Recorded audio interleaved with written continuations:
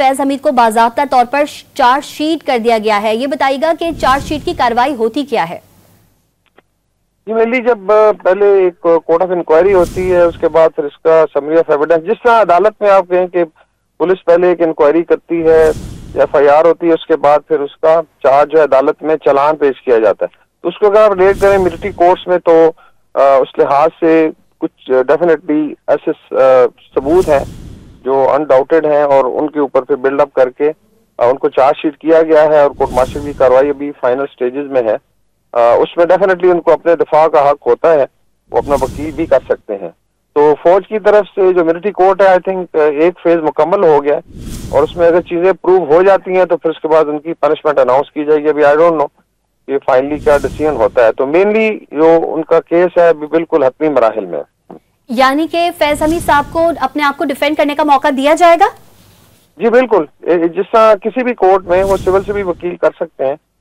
और बाकी जो इसमें शायद अभी तक ये सारी कार्रवाई हो भी चुकी हो, बिकॉज जब आप चार्जशीट करते हैं तो इसका मतलब है कि इसमें जितना भी शवाहिद थे वो इकट्ठे करके और उनको बल्कि पढ़ के सुनाए भी जाते हैं, साइन कराए जाते हैं और फिर उसमें अगर वो समझते हैं कि उन्होंने इसको आगे लेके चलना है, डिफेंड करना है, या हो सकता है वो एग्री कर लें कि मैं जो है गिल्टी हूँ। तो इट डिपेंड्स कि अभी क्या चीजें हैं, लेकिन बाय एंड लार्ज आप ये कह सकते हैं कि अभी बिल्कुल इसका जो है कुछ ही दिनों में इसका डिसीजन भी आ जाएगा। कुछ ही दिनों में इसका डिसीजन आ जाएगा। अच्छा ब्रिगेडियर साहब, अगर फॉर सपोज अगर ये इल्जाम साबित हो जाते हैं तो कौन सी सजाओं का तयन किया जा सकता है?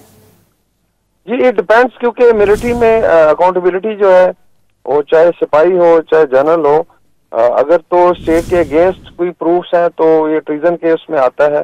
इसी तरह अगर सियासी सरगर्मियों में मुलविस होने का इल्जाम है तो उसमें फिर कंडक्ट अनबिकमिंग है या आप जो चीज नहीं कर सकते आपने की। तो इट डिपेंड्स के अल्टीमेटली इनके चार्जेस क्या सामने आते हैं।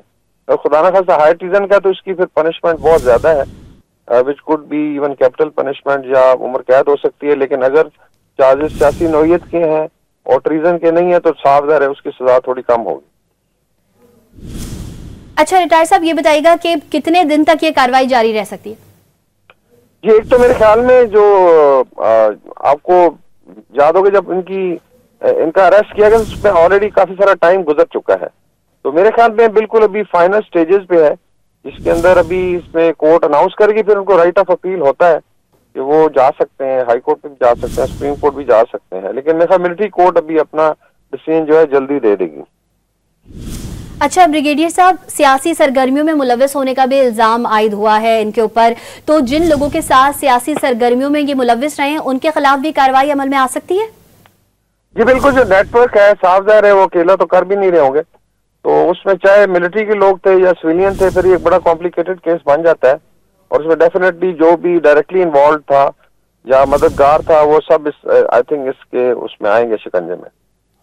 अच्छा ब्रिगेडियर साहब, ये बताइएगा कि कितना वक्त दरकार होता है, कब तक ये जो तमाम तर जो मामला है, ये जो कार्रवाई है, ये मुकम्मल हो सकती है? जिसमें ऑलरेडी मैंने बताया ना इसमें कि इसका जो एविडेंस कलेक्ट किया गया, समरी ऑफ एविडेंस रिकॉर्ड हुई, तो एक तो आप कह लें पिछले 2-3 महीने से प्रोसेस चल रहा था।